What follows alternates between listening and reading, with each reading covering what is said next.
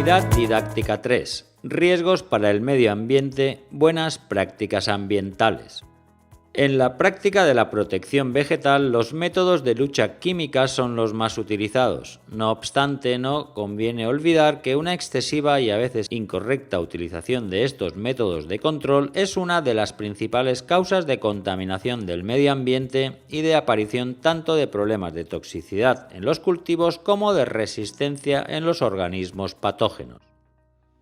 Se consideran buenas prácticas agrícolas aquellas operaciones que contribuyen a un manejo de los cultivos compatible con la necesidad de proteger y mejorar el medio. En definitiva, son las labores adecuadas realizadas en el momento oportuno y utilizando correctamente los medios disponibles. La reforma de 2003 de la Política Agraria Común, PAC, introdujo un nuevo concepto, la condicionalidad. La condicionalidad implica el cumplimiento en las explotaciones agrícolas y ganaderas de una serie de requisitos legales de gestión y de buenas condiciones agrarias y medioambientales, para no ver reducidas o incluso eliminadas las ayudas directas de la PAC. Riesgos para el medio ambiente. El empleo masivo y descontrolado de plaguicidas químicos pone en riesgo al medio natural porque pueden incorporarse a los eslabones de las cadenas alimentarias y alterarlas, lo que a largo plazo produce graves modificaciones en los ecosistemas naturales. Riesgos para el medio ambiente derivados del uso de plaguicidas afectan de manera general al suelo, a las aguas superficiales y subterráneas y a la fauna. Riesgos de contaminación del aire. El aire puede quedar contaminado desde el momento en que se inicia la aplicación fitosanitaria. Debido a que el producto queda en suspensión, además puede ser arrastrado a otros lugares colindantes por el efecto del viento. Deriva. Las condiciones climáticas en las que se realiza el tratamiento, velocidad y dirección del viento, temperatura, humedad, etc., pueden determinar en gran medida la intensidad de contaminación aérea. Para reducir la contaminación del aire se debe utilizar un equipo adecuado a las condiciones y tamaño del cultivo, evitar hacer los tratamientos si hace viento, mantener una distancia de seguridad sobre los núcleos urbanos o viviendas rurales, ajustar el tamaño de gota, presión de trabajo y tipo de boquilla para evitar aquellas excesivamente pequeñas. Factores a tener en cuenta para disminuir la contaminación por deriva. Cultivos de porte bajo. Altura de trabajo. Cuanto mayor sea la distancia de la barra de tratamientos al objetivo, hay más posibilidad de deriva. Velocidad de desplazamiento del equipo de tratamientos. Cuanto mayor sea la velocidad de desplazamiento, mayor riesgo hay de deriva debido al desvío de la trayectoria de las gotas y a la mayor oscilación de la barra de tratamiento. Tipo de pulverización. La asistencia de aire en los tratamientos de pulverización en cultivos de porte bajo reduce significativamente la deriva. Cultivos arbóreos.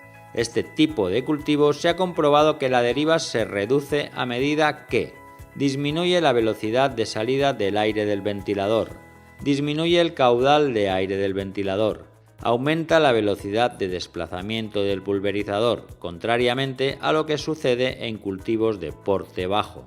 Aumenta el tamaño de las gotas.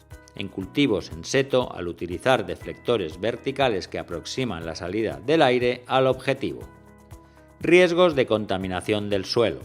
La contaminación del suelo se debe tanto a la aplicación de productos directamente sobre él, como a productos que, aplicados sobre las plantas, caen al suelo e incluso a partículas arrastradas por el viento o por el agua de la lluvia.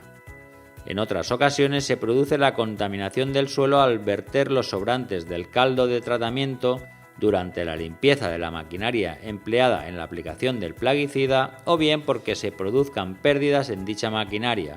De ahí la importancia de vigilar el estado de los equipos de aplicación. Una vez en el suelo, muchos plaguicidas sufren una rápida degradación y sus residuos desaparecen en un plazo más o menos corto, pero otros, como los insecticidas organoclorados, permanecen durante mucho más tiempo ya que sufren una degradación más lenta. En la acumulación de productos no solo influye el tiempo de degradación, sino también el tipo de suelo, siendo los suelos arcillosos, suelos más pesados, los que retienen más residuos que los arenosos.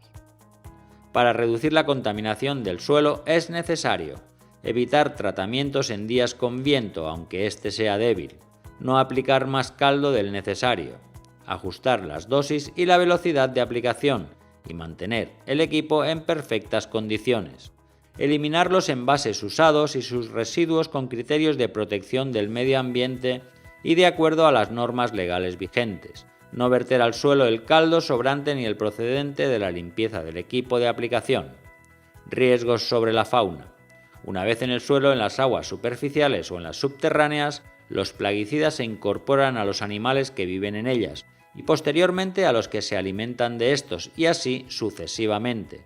De esta forma, los plaguicidas pasan de un eslabón a otro de las cadenas alimentarias hasta alcanzar niveles peligrosos o incluso letales para algunas especies. Para evitar la contaminación de la fauna y conservar el equilibrio del ecosistema es necesario actuar solo contra aquellos patógenos que superen el umbral económico de daños, no realizar tratamientos rutinarios y sistemáticos, utilizar productos lo más selectivos posibles contra el patógeno que constituye el problema en cada momento, frente a los de amplio espectro y alternarlos para evitar su uso repetitivo. Utilizar las dosis recomendadas respetando los plazos de seguridad. Evitar en lo posible las mezclas de productos. Conocer la fauna auxiliar beneficiosa y permitir que se desarrolle.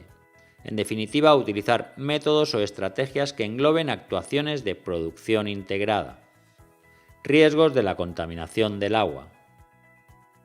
El agua, tanto superficial, ríos, embalses, lagos, etc., como subterránea, está continuamente amenazada por el riesgo de contaminación por plaguicidas o por residuos derivados de estos.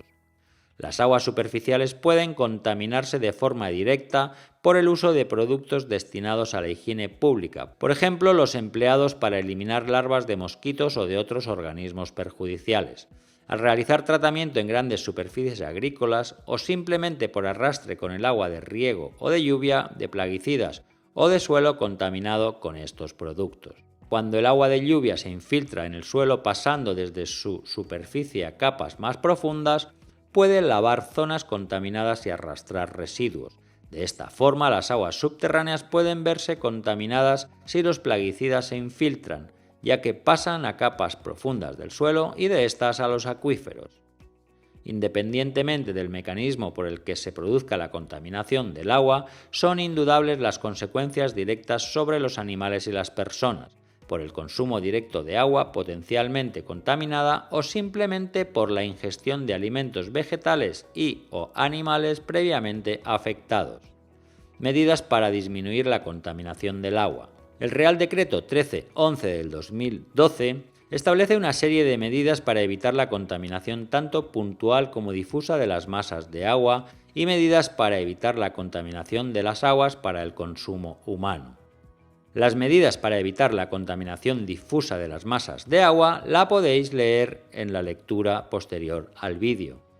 Las medidas para evitar la contaminación puntual de las masas de agua de carácter obligatorio también la podéis leer en el texto. Y las medidas para evitar la contaminación en zonas de extracción de agua para consumo humano de carácter obligatorio también la podéis consultar en la lectura. Medidas en caso de contaminación accidental. El derrame de un producto fitosanitario puede tener lugar durante su transporte, almacenamiento, mezcla o aplicación. En cualquier caso, se debe hacer todo lo posible para evitar que el plaguicida siga derramándose o dispersándose. Si el derrame se produce durante el transporte, se debe estacionar el vehículo, parar el motor y eliminar cualquier fuente de calor de la zona. Mantener alejados de la zona del derrame a personas y animales. Retirar los envases dañados e introducirlos en algún tipo de contenedor estanco. Cubrir la zona afectada del derrame con algún producto inerte absorbente, trapos, arena, serrín. Para frenar la extensión del derrame se puede realizar una canaleta en el suelo con una pala. Barrer y raspar el material empleado para absorber el derrame y depositarlo en un contenedor estanco. Si fuera necesario, retirar el suelo contaminado y colocarlo en bolsas impermeables para su eliminación. No aplicar agua sobre los derrames si no se puede controlar el vertido posterior. descontaminar las superficies afectadas con detergente, jabón en polvo, etc. El vertido que resulte de la limpieza también debe ser controlado. En caso de derrames de gran magnitud, la primera medida será llamar a 112, a urgencias, para informar del accidente y del tipo de carga. Mientras llega la ayuda, es importante alejar a las personas y a los animales del sitio.